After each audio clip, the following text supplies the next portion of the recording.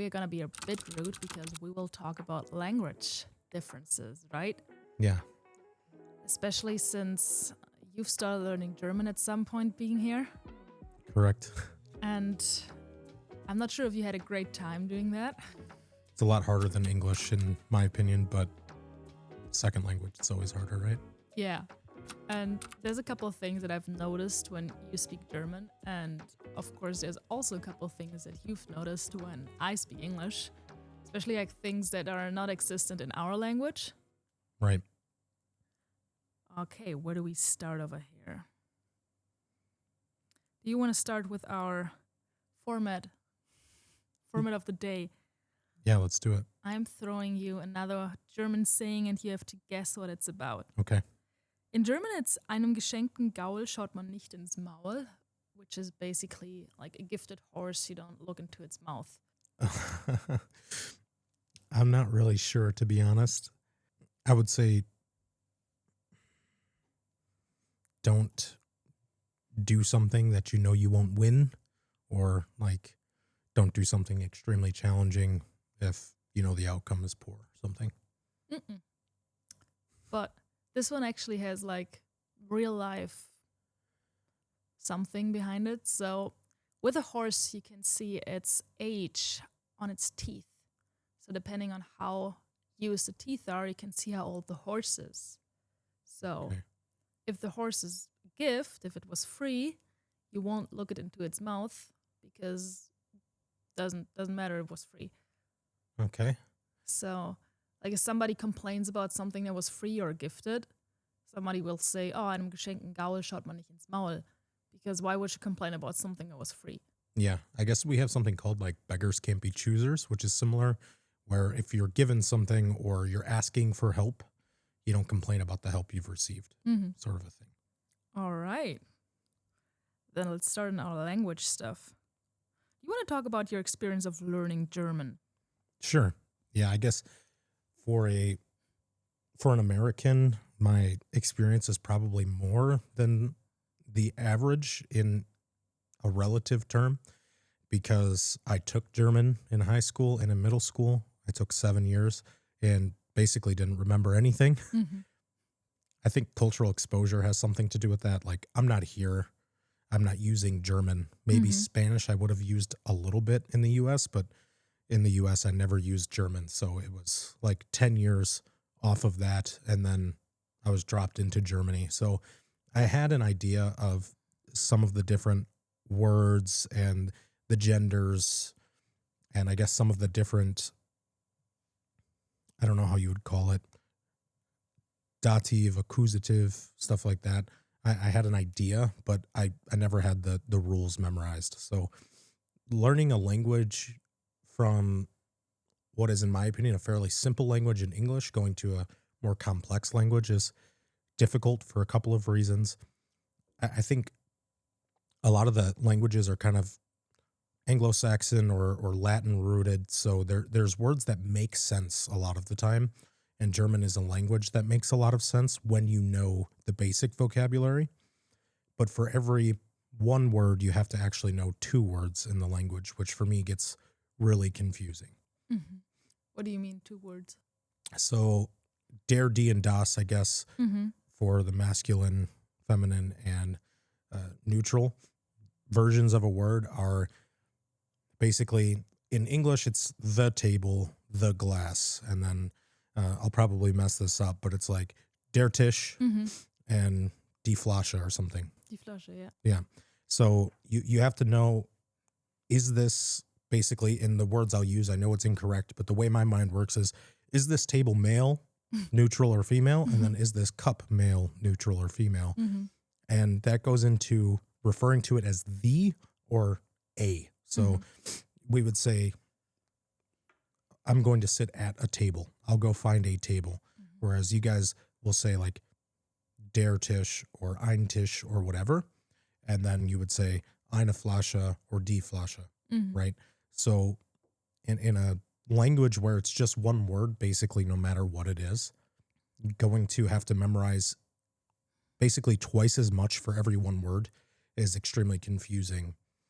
On top of, a good example here, the glass sits on the table, right? Oh, it's getting terrible at Yeah. this point. So like you might say something like Die Flasche steht auf dem Tisch, Yeah, that's right. right?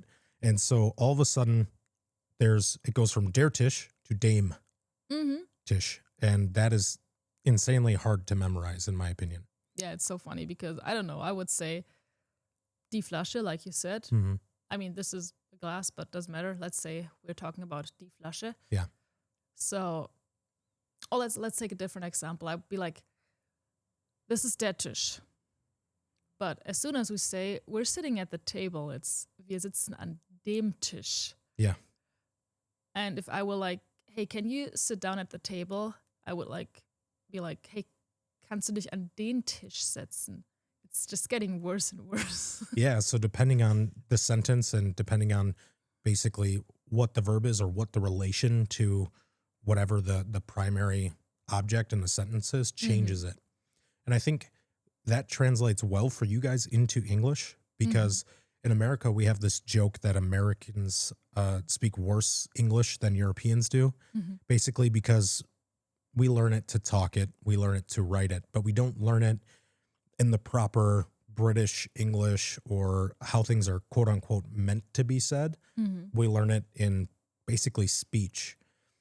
So you guys understand objects, you guys understand prepositional phrases, you guys understand different ways of speaking that we just don't understand. Because if you asked me what the object in the sentence was, I'd be like, I guess the table.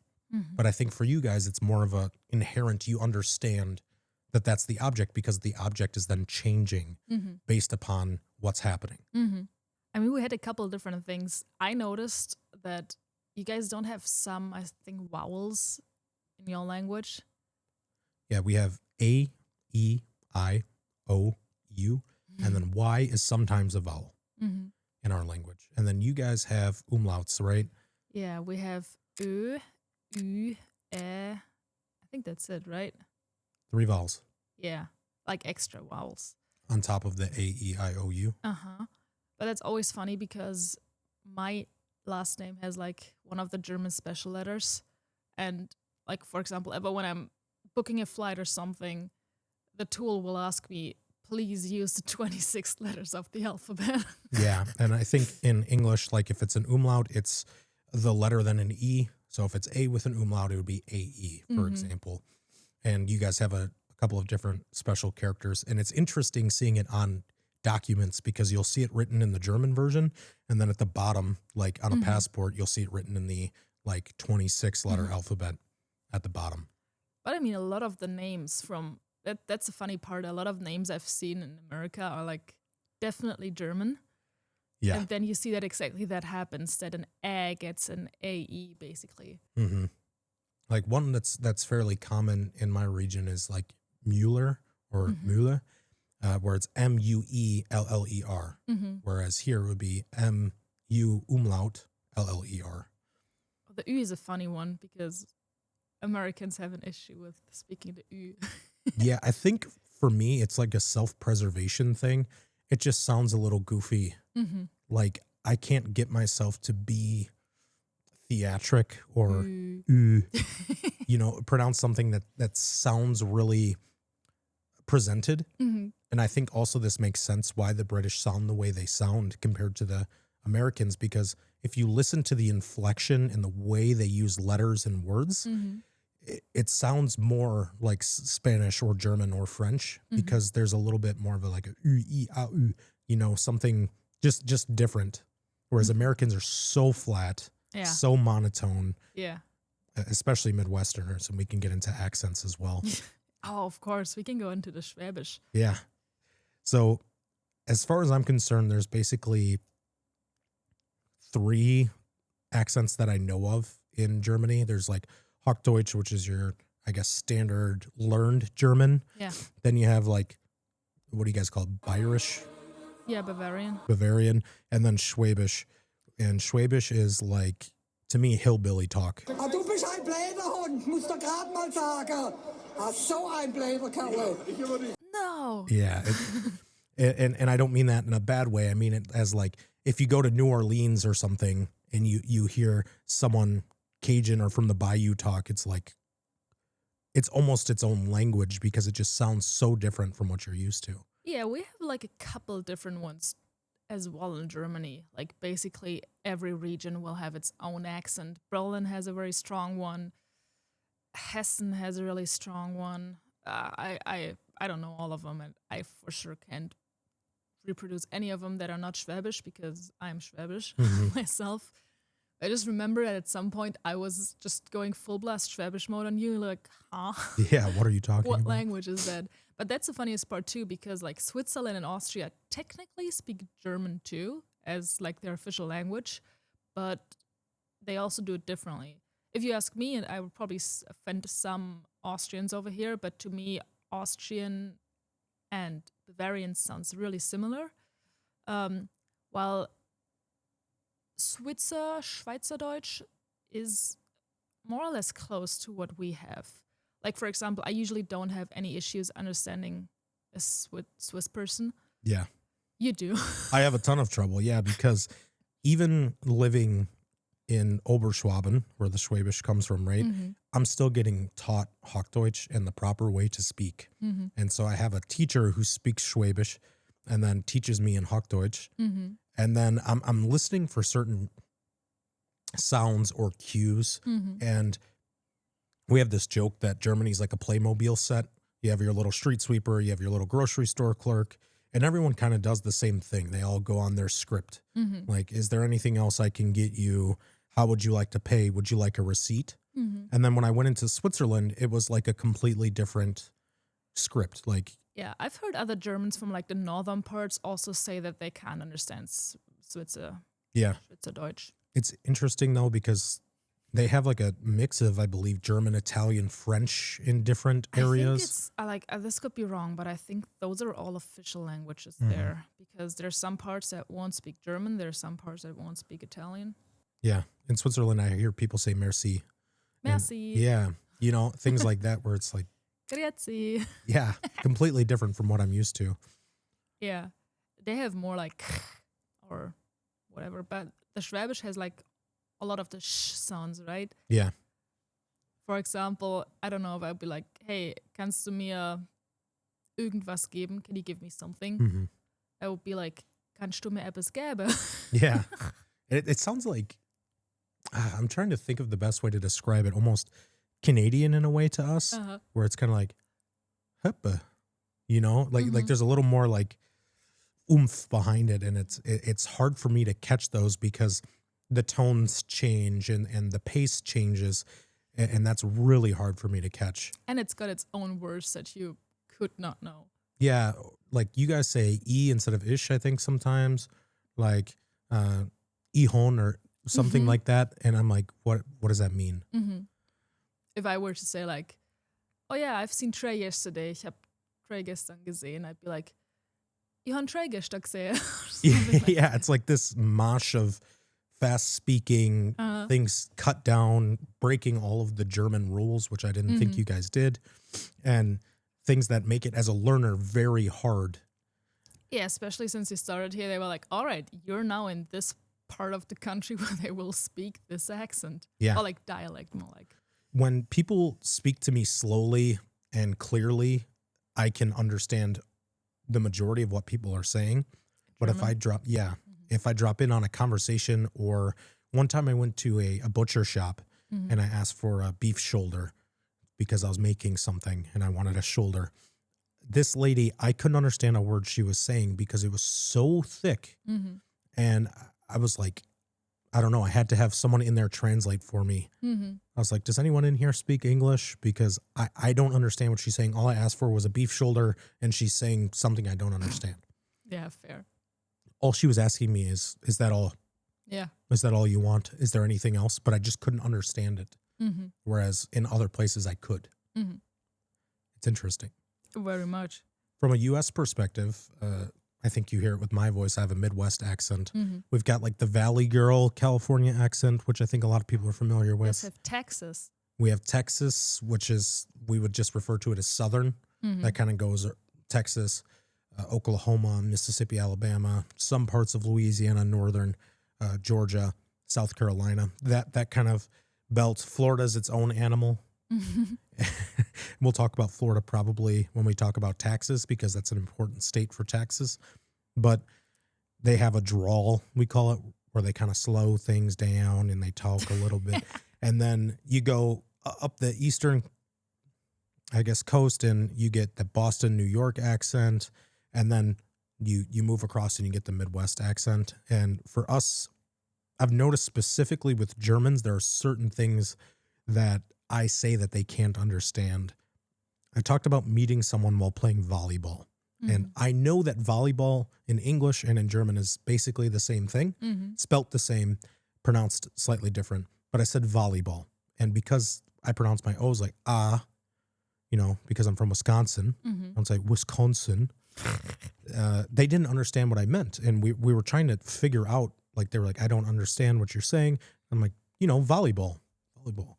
And finally, it was like 5 people. One person was like, oh, volleyball. And I'm like, Oh, it's rough though, because like one of the colleagues that I've talked to was also like, oh, I'm going to Castle this weekend. I was like, which castle?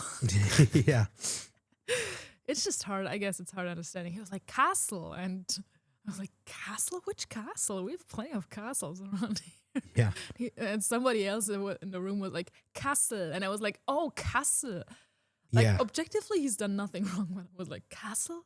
But the pronunciation is just different. Yeah. There was one time someone was trying to get my contact information, and I know that WhatsApp and Instagram are big here compared to the US. We use iMessage or text message, and like people still use Facebook, which I guess is crazy to you guys. But I said, oh, do you have Instagram? And he's like, huh? I said, do you have an Instagram? Do you want to follow each other there? We could talk. And he's like, I'm sorry, I don't understand. And I pull out my phone and I point towards the Instagram app, and he goes, Instagram. Like, it's so hard because in America, we have so many different accents, and we have a lot of foreigners or foreign-born natives who have immigrated to the U.S. and naturalized. And so we're used to different accents of people, either from Mexico, India, somewhere in Asia. Even in our own country, there are so many different accents that you kind of learn to pick apart English or words for what they are rather than how they sound. Whereas when I talk to a German, it's like, if it does not sound correct, it's not correct. Yeah, I remember we were getting like chicken one day, and that was frustrating for you. I could see it. And you were like walking up to the counter and be like, 9 Hähnchen bitte, or whatever you said. Yeah. And the dude was like, huh? Like, everything was correct, but you just have somewhat of an English accent in there. Right. And you were like, 9 Hähnchen bitte. And the dude was like, I don't understand. And I was looking around confused. I'm like, what do you mean you don't understand? 9? And I put up 9 fingers. 9. And he goes, 9. I'm like, what? I don't know the difference between what I said and what you just said, but as long as you know I need 9 chickens for this order, we're good. Yeah, that's fair. Yeah, I think it's rough, but I'm still waiting for the day where I could try my German accent on any of your people. Yeah. They wouldn't react. I mean, English, obviously you can tell native born, American English, you can tell native born versus someone that might be foreign, but you can also tell when someone's foreign but has a very good accent. Yeah. I met someone here in Germany who was from India, and you couldn't hear any accent when he spoke German or when he spoke English. That's awesome. He was like, yeah, I did research on how to remove your accent and listen to native born speakers. You would think he was born in the US. And he was from India, born in India until I think he was 18 or 19, and then moved to Germany. So he never had gone to the US, but he did research on how to eliminate his accent from different words and vowels. And he got so good at it, I wouldn't be able to tell where he was from. That's awesome. Yeah. I mean, I've said before that the U's are hard for you guys. Yeah. I just remember when I was talking to some of your friends, they got a new cat. You know what I'm talking about? Yeah. We don't have a V like we have like the, but that's how far as far as it gets basically. Yeah, and it's basically like a W is closer to the V sound, and your V letter is closer to like an F sound, from what I understand. So yeah, I was just like, with the cats, I just wanted to know if they've been to the vet. I'll just heavily pronounce it this time to make it right, and had their cats get some vaccines already. Mhm. And then I was like, hey, is your cat waxed already? And they were like, why would we wax our cat in terms of like removing its fur with Yeah. wax? And I were like, huh? What did I just ask? Yeah, and I looked at you, I'm like, what? You're like, yeah, is the cat waxed? And I said, well, obviously not. Look at him. You know, he's got fur. You're like, no, waxed. Yeah. I said, oh, vaxxed, vaccinated. Did you get the cat their vaccines? Yeah, that's one that's, when you say it, everyone's like, huh? What are you talking about? You know, that's always fun for me to listen to, because it sort of becomes a second language to me living here. Once people speak to me in English, I kind of give a lot of leeway on the way things sound or the way things are supposed to be phrased. Whereas when you meet an American who doesn't have as much exposure to different cultures or accents or people speaking in their language, they also have what I experience in Germany. Whereas when someone has an accent, they just are like, I don't understand what you're saying. And that's kind of interesting as well. It's almost like an exposure thing. Hasn't happened a lot to me though. Usually people understand what I'm trying to say in English. Yeah, I've told you before, your English is very easily understandable. I think someone who's never interacted with someone with an accent could probably get 95% of what you're saying. Whereas I guess with myself, it seems like 20% of people understand what I'm saying in Germany. Yeah, but you're also trying a lot. Yeah, it's hard too, because I think people take a lot of pride in knowing English and they use it as an opportunity to practice. Yeah. Because they interface more with my language typically than I typically would with theirs. Even though I'm immersed, even though I'm living here, if they notice I'm struggling or I say something wrong, they'll switch to English without asking. And I have to address it like, hey, can we stay in German, please? I'm trying to learn. But most of the time they're like, no, English is okay. I don't want to inconvenience you. It's happening every time with you, though. I just remember you were asking for, I think, Sprite and whiskey or something. Yeah. And they were like, okay, here you go. Like, not in German. I was like, you were like, hey, kann ich bitte Whisky und Sprite haben? They were like, all right, here you go. English person. Right. Yeah, they can tell immediately and then they switch. It makes it hard unless you just force it. I know there are other people who I've talked to who went through similar things and they're like, just keep talking in German. Even if they respond to you in English, you respond in German and you kind of keep the conversation going. Yeah, it's just hard because everybody speaks English here, right? Right. So if you were to speak, I don't know, I'll just pick whatever language that not a lot of people are speaking. I could Polish or something. So if you were Polish and they don't speak Polish, like, I don't know, maybe 1 in 20 or 30 people would know to say something in Polish or whatever. So you guys would have to switch to German. Right. But like that, everybody like, oh, he's English of some sort. Let's try English. Yeah, I can speak that. I would like to speak that. And so they do. When we're greeting people in America, we'll go up and say, hey, how's it going? You've noticed this as well, right? And you've asked me, you're like, should I just be honest and say I'm not doing well? Or should I lie and say my dog just died and see what people say? Because we don't say hi. We don't say, we don't really have you guys always, sorry. It's okay. You guys always say, how is it going? Or how are you doing? How are you today? I'm like, why would you care? You don't care. It's just something you guys say. And I'm like, always I have to think like, okay, I'm just going to be like, good, thank you, how are you? I'm starting to adjust to it, but if you're not used to it, because I don't know, we don't do that here. We don't do that in Germany. We would just be like, hi. Yeah, you guys have your own. We have was geht, more or less, but that's like slang, I would say. And that's not a greeting. You guys have a few different things that are also hard from my perspective. Some people say hello, some people say good morning. whatever. And that's just kind of a hi. Mm-hmm. In America, it's kind of similar. You're like, hey, how are you? How's it going? You say, I'm good. How are you? "Oh, I'm good.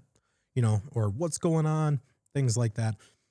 And in Germany, I think I might have covered this, but there are so many traditional things you say randomly. Like, again, it's like scripted almost, where midday, it's Mahlzeit, right? Oh, It's not even hi. you hate the Mahlzeit. I don't like it because there's a cultural difference between what respect looks like, I think, where, and this actually, I have another topic right after, where you guys address everybody in a room. You go to every single person sitting down. You say, hi, how are you? Hi, how are you? Hi, how are you?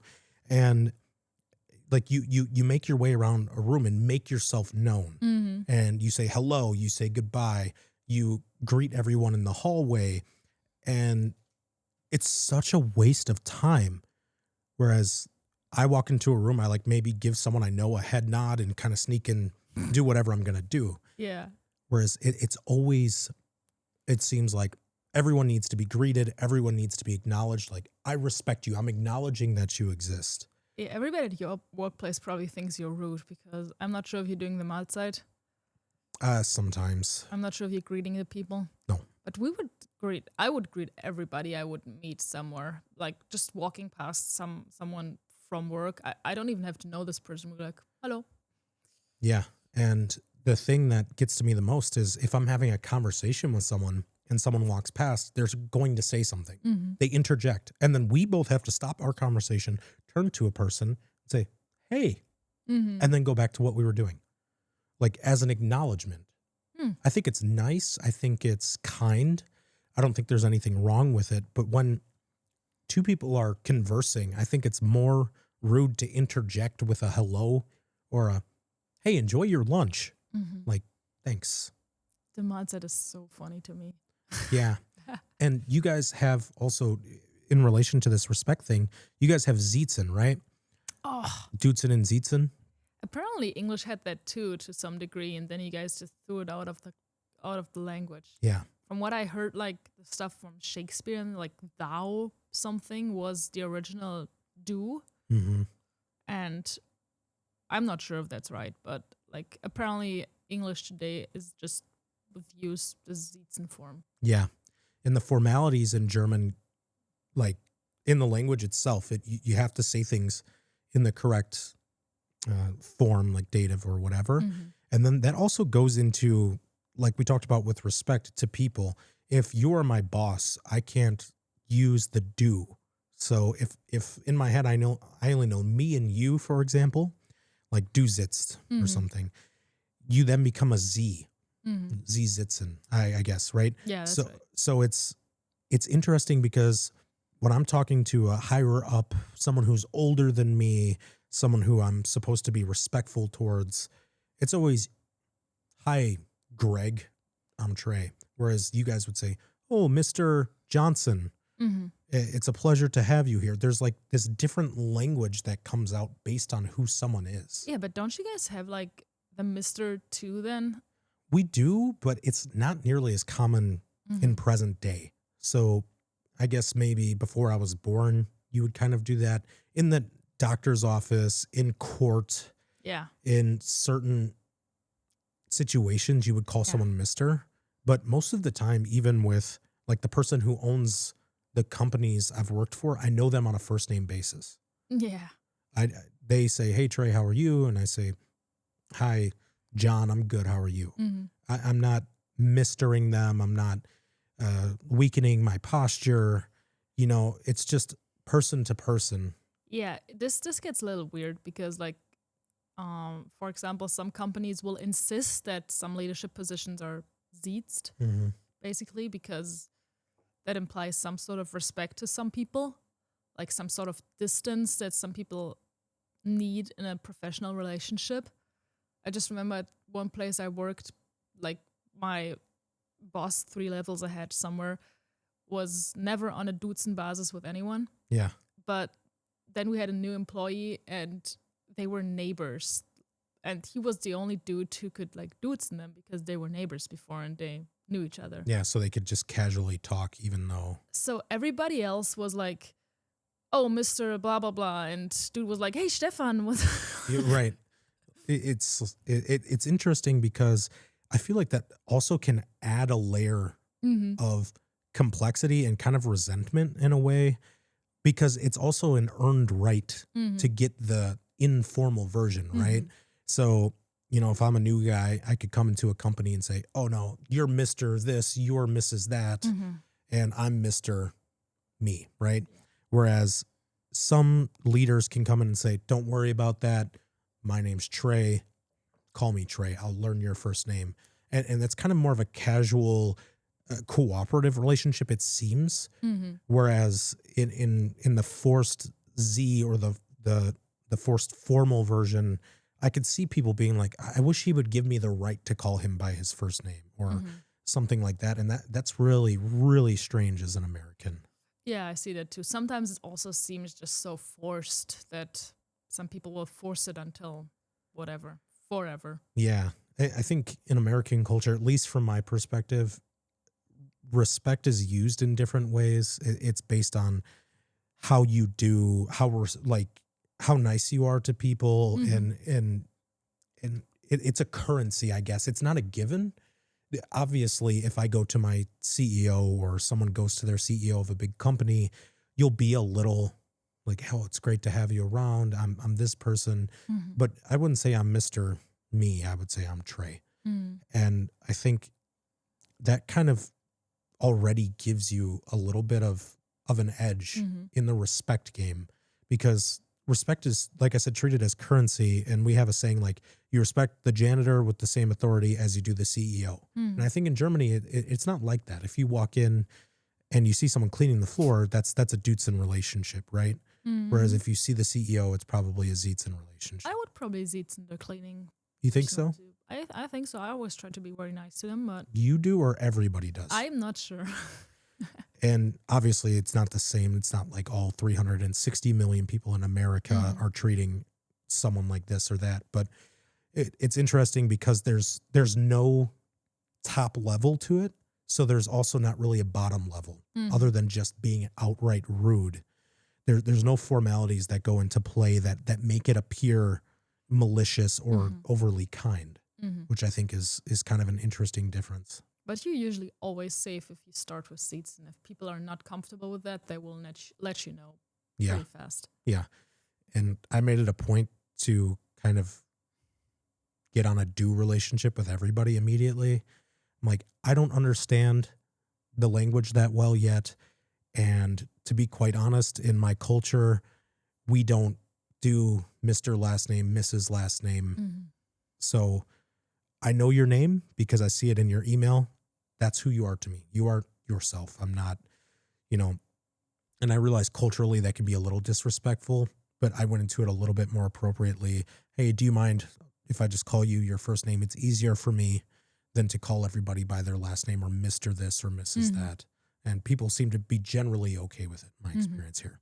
You guys also have like Mrs. and Miss, right? Yeah. We don't have that though. That's a marriage formality. So Miss is a single woman. So let's say I have one man, one woman. It's Mr. something and Miss something.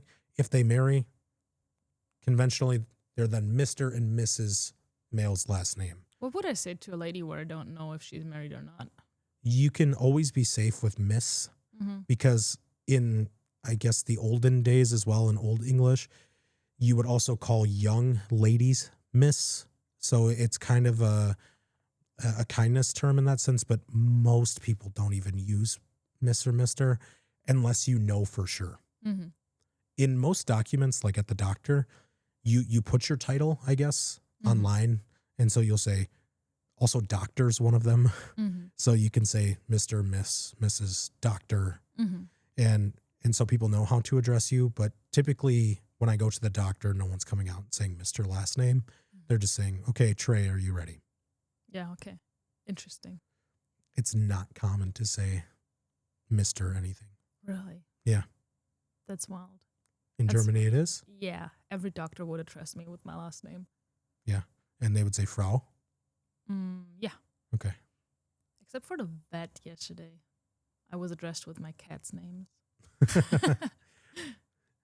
They just call him by your last name or something. All right.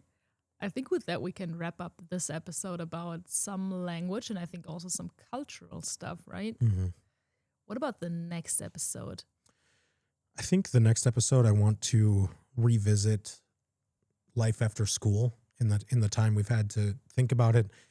There's a lot that goes into money culture, and kind of if you go down that college path or university path in both countries, like your starting point is very, very different. And so I think I'd like to get into that just a little bit and see what life after school, high school, or life after university or college looks like, or life after an apprenticeship, what those starting points are, and then how Americans use money, I think differently than Germans do. I'll ask you how many credit cards you have. Yeah, I won't disclose the exact number, but it's more than one. But we can get into that for sure on the next one. All right. Awesome. See you next time. See ya. Thanks.